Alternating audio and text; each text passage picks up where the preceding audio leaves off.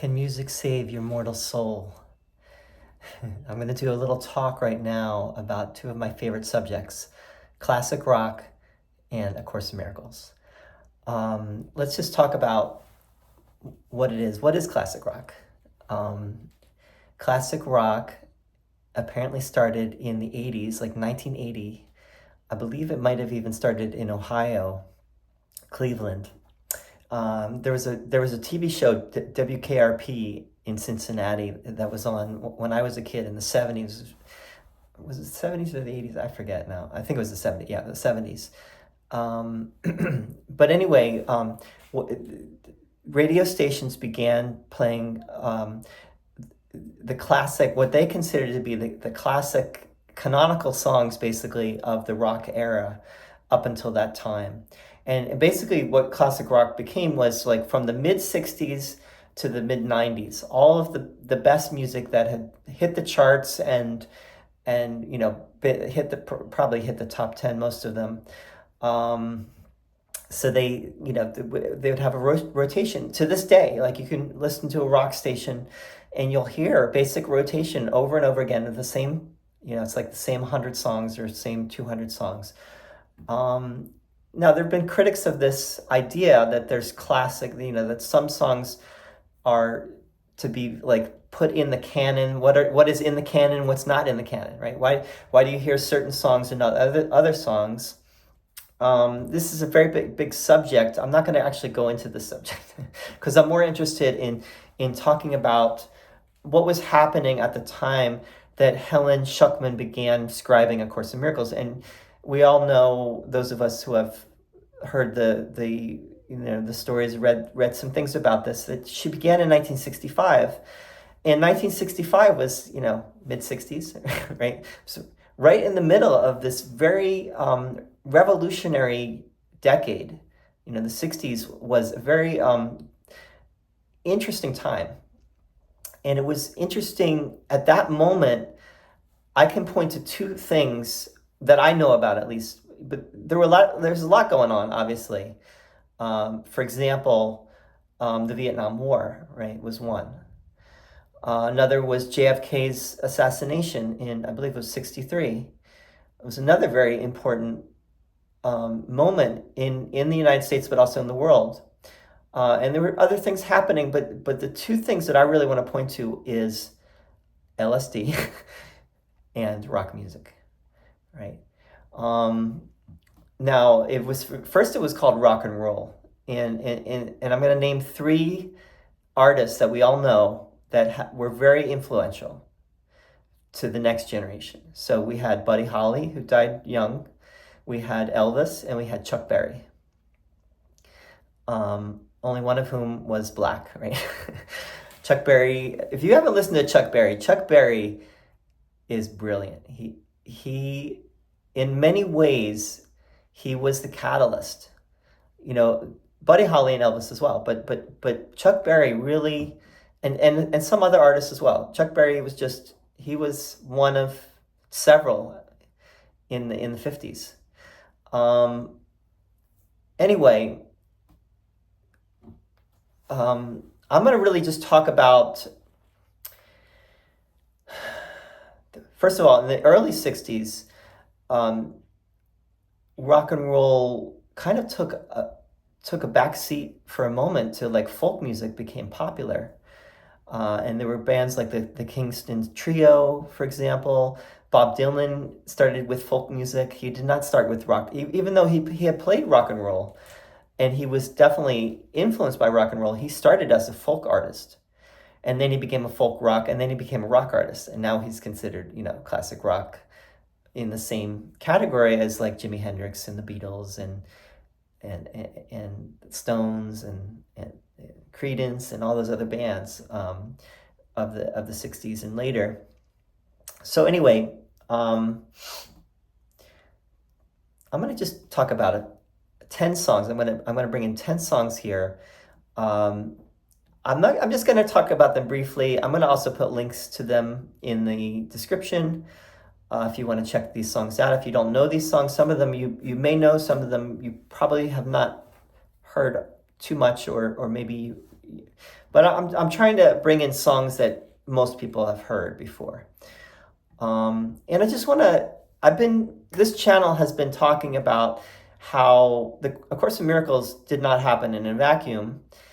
The classic rock, or what's called classic rock, the music that was happening in the 60s that was highly influential to this day, right, has had a very big impact on society, just like A Course in Miracles has. That music could be quite deep and bordering on profound as well. The other thing I want to point out about A Course in Miracles, which course students know, is that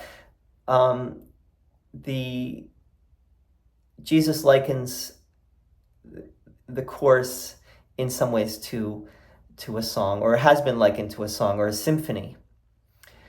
For example, Ken Wapnick talks about it as a symphony. It's symphonic. And also Jesus in the course talks about the song, like the song of prayer, the song of the Father sings to the Son and the Son sings to the Father. So music definitely is applicable, relevant to A Course in Miracles, what we're talking about. 65, when Helen began scribing the course, 1965. I'm going to name a few songs from that year. I think you know these songs. One of my favorites, Do You Believe in Magic by the Lovin Spoonful. What's his name? John Sebastian, right? Johann Sebastian.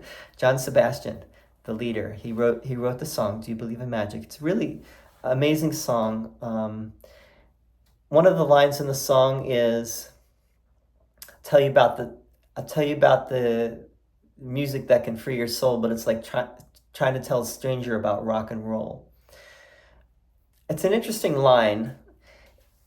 And to me, what he's trying to say there is, you got to hear the music. You got to experience it. You can't talk about it. That's one thing, right? You got to go listen. You got to let the music fill you. You got to be part of it. And then you'll believe, right? You once you've experienced, you will know. It's not about believing, it's about knowing. That song, I recently listened to that song and I was almost in tears. I don't know why exactly, but it's a brilliant song, actually. And I think he played it when he got inducted to the Rock and Roll Hall of Fame. The Lovin Spoonful played it. That's John Sebastian was his group, the Lovin Spoonful. He also played at Woodstock, by the way, 69. He went on. He wasn't supposed to go on, but he did, and he did some really great songs. If you want to check those out, that he did at Woodstock, like Rainbows All Over Your Blues was one of the great songs he did at Woodstock. Anyway, next song that everyone knows, I Can't Get No Satisfaction, the Stones, right? And then I think in 69 they came out with but if you try sometime, you get what you need, right? You can't always get what you want. You can't get no satisfaction, but if you try to see, you'll see that you get what you need, right? Everything is really perfect when you let go of your attachments to desires, and you realize you're getting exactly what you need. Stop fighting. Stop fighting the universe, right? You're getting exactly what you need. You might not get no satisfaction, but you're not going to be satisfied. You can't be satisfied in this world. You can only be satisfied with the understanding that things are unfolding in a divine unfolding that we cannot really fathom, but we just have to trust the process, right? So, thanks, Mick. And then, following on that, I brought in Dylan's Like a Rolling Stone, the same year, 65. This is when Helen began scribing the course, right? Like a Rolling Stone came out. This is maybe Dylan's best song. It's one of his best known songs. It might be his best song. Had that great organ. It has a really like timeless sound to it. How does it feel, right? You thought You thought you had it all, but I'm just going to summarize the song. Basically Dylan is singing. This song was actually based on something that actually happened with him and someone else, I believe. And he wrote this long poem, and then he cut it down it's a long song, but he cut it down, I think. And then it's basically he's saying, you thought you had it all figured out, right? You thought your life was set, and then something happened, and now you hit the rock. You're on the rocks, right? You're hitting rock bottom. And how's it feel, right? And what are you gonna do about it, right? You're like a rolling stone.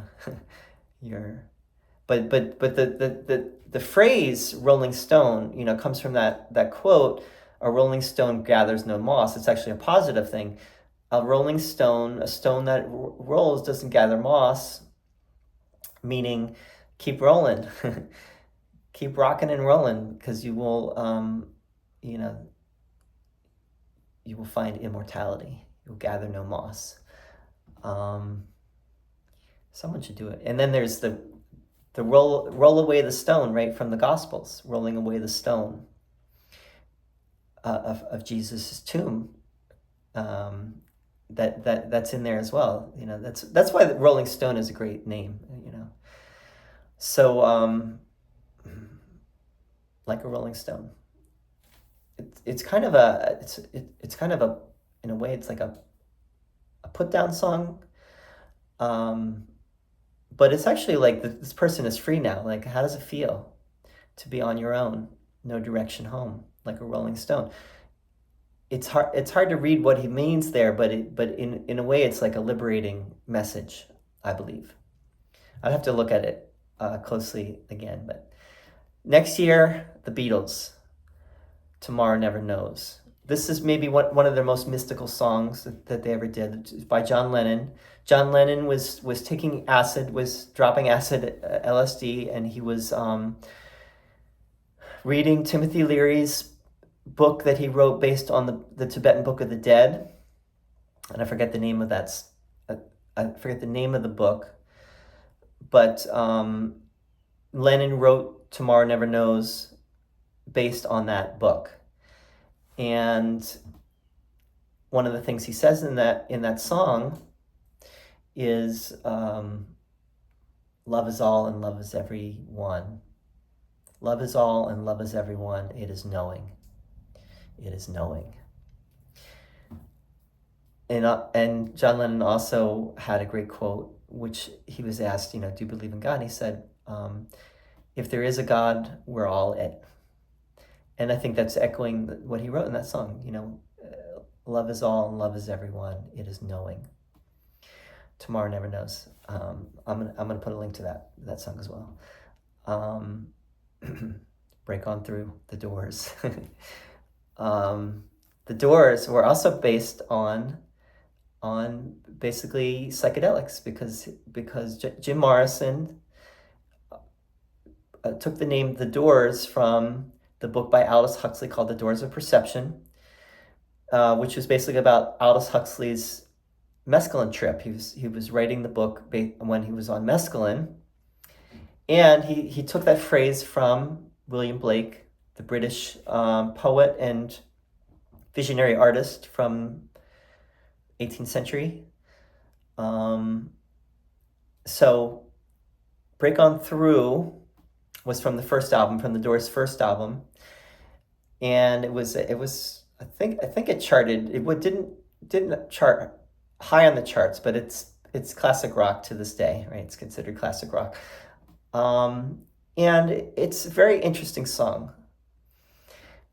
I have talked about it before. Break On Through to the Other Side, and I think that's really the thing to talk about is breaking on through. Jim Morrison was all about finding something deeper, right? Going deeper, going beyond this world, going beyond the senses. That was William Blake's quote: is if the doors of perception were cleansed, which are the senses, if the sense perceptions were cleansed, the world would appear as it truly is, infinite. And that's what Jim was getting at there with that song. And I think that's all I'm going to say about that right now. This is the trinity of rock gods right here. Janis Joplin, her song "Cry Baby." She did not write the song "Cry Baby." The song was by Garnet and Mimms, who released the song in '63, and then Janis Joplin did her version. She actually did a couple different studio versions, and I like the studio version she did where she's talking about all you need is you don't need to go traveling the world to find yourself. All you need to do is stay home and love the person next to you, basically, right? Learn how to love and forgive the person closest to you. That's really what her message was with that song. She took the Garnet Mimms song and she made it her own, basically. And she did, it's a fabulous song. It's really, really cool song. Purple Haze, 67, Jimi Hendrix, right? The song that kind of, maybe his song that everyone remembers him for, although I think his best moment was the Star Spangled Banner at Woodstock. But Purple Haze actually was first called Purple Haze. The title was Purple Haze Jesus Saves.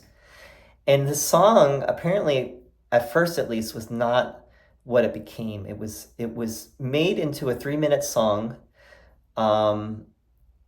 Partly, I don't think he had a full say in that. I think he was guided to cut it down. He had this long, like 10-page poem written out that got edited down. But in this song, he's saying, he keeps saying throughout the song, help me, help me. He's really praying to Jesus. That's what I understand it to be. That was the original thing that he was writing, was he was praying to Jesus for help. Help me, help me. And that's maybe the greatest prayer that we could possibly say, is just help. And that, John Lennon wrote that song "Help" as well. It's a great, it's the only prayer really, that we can really say is, I don't know, please help. I don't know how to deal with the quagmire I'm in. I need some help. So that was 67. I decided to put in the song "The Weight" by the band. And the band was actually Bob Dylan's band. They were a Canadian band that really hit it big. I think they also played at Woodstock. And I think their most famous song is "The Weight." And this song is very biblical. And it's all about forgiveness, really. And it's about the one person who everyone is like the one singing, the guy singing it is talking about how everyone is like turning him away. And there's only one person who is giving love to everyone, right? I'm gonna put that in the description. I'm not gonna try to quote the song too much, right? Well, take a load off Fanny. Take a load for free. Take a load off Fanny. Put the weight on me. It's a very I think it's a pretty deep song. But I won't say much more about it because I would need to look at it a little bit more. The Boxer. This is not necessarily classic rock. Simon and Garfunkel, right? Paul Simon. Next to, usually when people talk about great songwriters, they put Bob Dylan, Paul Simon. Paul Simon comes in second to Bob Dylan. But The Boxer actually, so Paul Simon released it in 1969, and then Bob Dylan actually did a cover of it like a year later on his album Self Portrait, which I think was pretty cool. But Bob Dylan, did a cover of Paul's song. The Boxer has a great line. The Boxer is also a very profound song. It's not rock, it's more folk rock. But one of the lines, which is, I think, a immortal line, and really gets to what A Course in Miracles is teaching, is a man sees what he wants to see and he disregards the rest. Man sees what he wants to see. We all see what we want to see. We get stuck in our own bias, and we stop being open to seeing something outside of our limited sphere that we have blinders. We all tend to have blinders, and if something comes in that will threaten that ideology that we hold, we push it away. We sometimes push it away vehemently, right? Push it away, adamantly push it away. Next year, 70, this is the year I was born. The Question by the Moody Blues. You probably heard this song. This is also a classic rock staple. Why do we never get an answer when we're knocking on the door, right? There's no answer to these existential questions that we have, right? This is an incredible song, by the way. This is a really cool song. I'm going to put that also in the description. There's no answer except love, right? And the one singing the song, I forget who wrote the song, the guy's name from the Moody Blues, the lead singer. He's basically saying, I'm looking for a miracle. I'm looking for a miracle. I don't have an answer, but I'm looking. I'm knocking on the door. I'm knocking on the door. Box of Rain by the Grateful Dead, 1970. Written. Phil Lesh sang it. Phil Lesh was the bassist, right? And he didn't sing too many songs of the Dead. This is one of the few songs that he did. And I think he co-wrote the song with, what's his name? The guy that wrote all the songs, most of the songs for the Dead. I'm going to forget his name right now. You know who I'm talking about. If you like the Grateful Dead, I'm sorry. I'm blanking for a second. Senior moment. Box of Rain. So the Box of Rain is also one of the more mystical songs of the Dead. The Dead have a lot of mystical songs, but this is one of the more profound statements. And it's very much like what Jesus is saying in the chorus. What do you want me to do for you? I can't do it for you, right? What do you want me to do for you, to see you through? And I think the line that really echoes the chorus is, this is all a dream we dreamed one afternoon long ago. This is all a dream we dreamed one afternoon long ago. Box of Rain. It's a brilliant song. It's really gets, to the perennial wisdom of life. Probably, came through from working with LSD. And the Grateful Dead definitely were one of those bands that were considered acid rock, and we're definitely in that whole the era of this whole period we're talking about was definitely very highly influenced by psychedelics, maybe especially LSD. And I think when I hear that song, I think of that the band Phil Lesh was came down from an LSD trip and he wrote the song. Something like that, right? Still trying to think of the guy's name. Robert Hunter. Robert Hunter. Robert Hunter wrote the words. Robert Hunter, I think, is one of the greatest songwriters. I'm sorry that I forgot his name. Sorry, Robert. I don't know if he's still alive, actually. Joni Mitchell. So now I have a few songs. Those are 10 songs. I'm almost done. A few honorable mentions. Joni Mitchell's Both Sides Now. It's a really great song. Her album Blue is a classic as well.